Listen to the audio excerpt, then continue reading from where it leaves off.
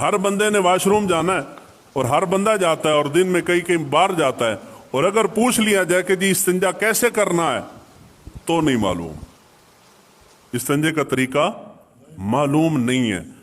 اللہ کے بندے جب استنجے کا طریقہ معلوم نہیں ہے تو پھر وہ وضو کیسے کرتے ہو، پھر غسل کیسے کرتے ہو، پھر استنجا کس طرح کرتے ہو، تو پھر نماز کیا ہوتی ہے اور پھر قرآن کیسے پڑھتے ہو۔ اور استنجا کرنے کے لیے سب سے پہلی بنیادی چیز ہے کہ استنجا ہمیشہ الٹے ہاتھ سے کیا جاتا ہے۔ کس ہاتھ سے؟ الٹے ہاتھ سے کیا جاتا ہے۔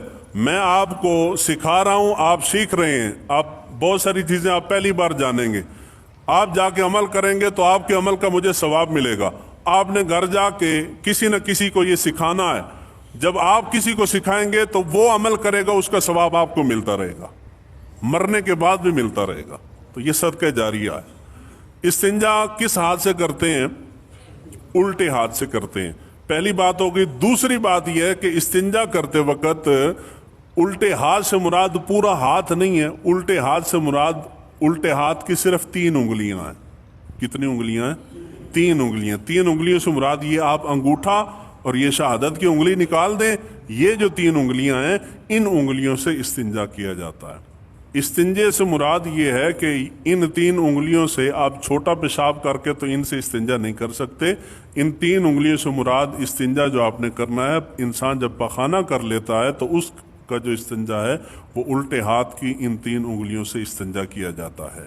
ایک بات ہوگی۔ دوسری بات یہ ہے کہ پھر سوال آئے گا کہ ہم نے ان کے ساتھ استنجا تو کیا، ہمارا ہاتھ ناپاک ہو جائے تو ہم باہر نکل کے صابن کے ساتھ دھوتے ہیں اور کلمہ پڑھتے ہیں اور ہمیں اطمینان ہو جاتا ہے کہ ہاتھ صاف ہو گیا۔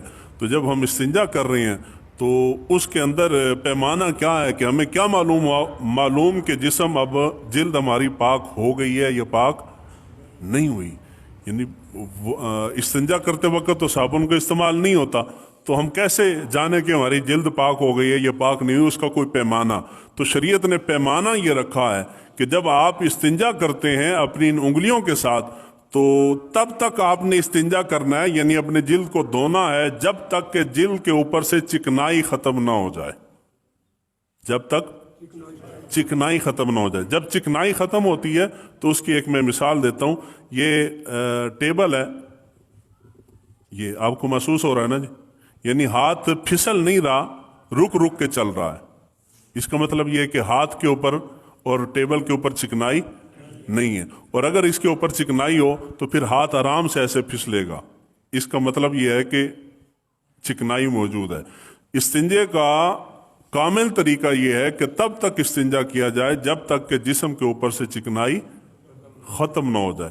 اور جب آپ باہر جا کے استنجا کرتے ہیں، یعنی واش روم میں نہیں ہے، واش روم سے باہر ہیں، زمینوں میں یا رستے کے اندر کہیں بھی استنجا کرتے ہیں، تو اس کے لیے 3 چیزیں حضور نے منع فرمائی ہیں۔ گوبر سے اور ہڈی سے اور کوئلے سے حضور نے استنجا کرنے سے منع کیا ہے۔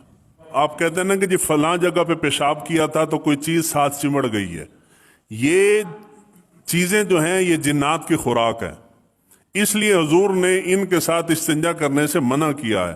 جب آپ باہر جاتے ہیں، جاہل بندہ جو کبھی مسجد میں نہیں آیا، جس کو نہیں معلوم کہ کس کے ساتھ استنجا کرنا ہے اور نہیں کرنا، وہ باہر جا کے ہڈی کے ساتھ استنجا کرے گا۔ وہ ہڈی کسی جن کی خوراک ہو سکتی ہے، وہی جن اس کے اوپر حملہ کرتا ہے۔ پھر آپ کہتے ہیں جی فلاں درخت بہت بھارا ہے، اس کے تھلے پیشاب کیتا سیدھے جن چمڑ گیا۔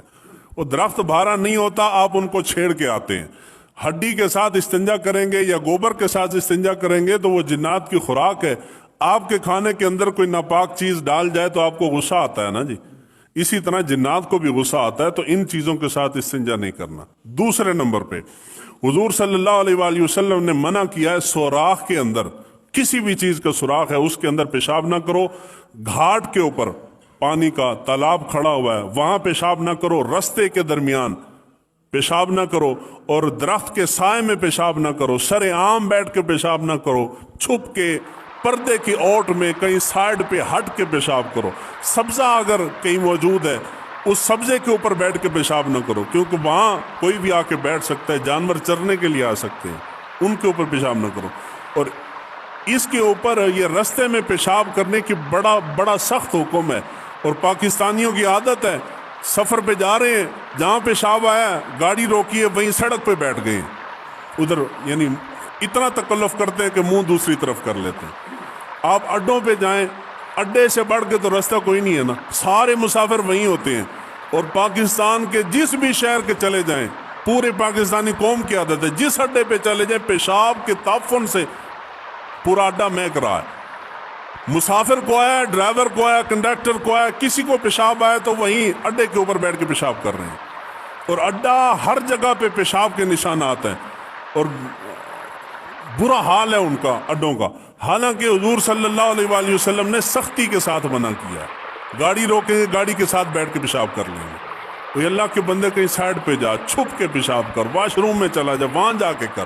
اس طرح سر عام بیٹھ کے پیشاب کرنا شرعاً جائز، محبت سے بولیے جائز ہی نہیں ہے۔ اگر آپ کو رستے میں کہیں پیشاب کرنا پڑ جائے تو رستے سے ہٹ کے کہیں چھپ کے جھاڑیوں وغیرہ کسی چیز کی اوٹ کے اندر بیٹھ کے پیشاب کرنا چاہیے، سر عام نہیں کرنا۔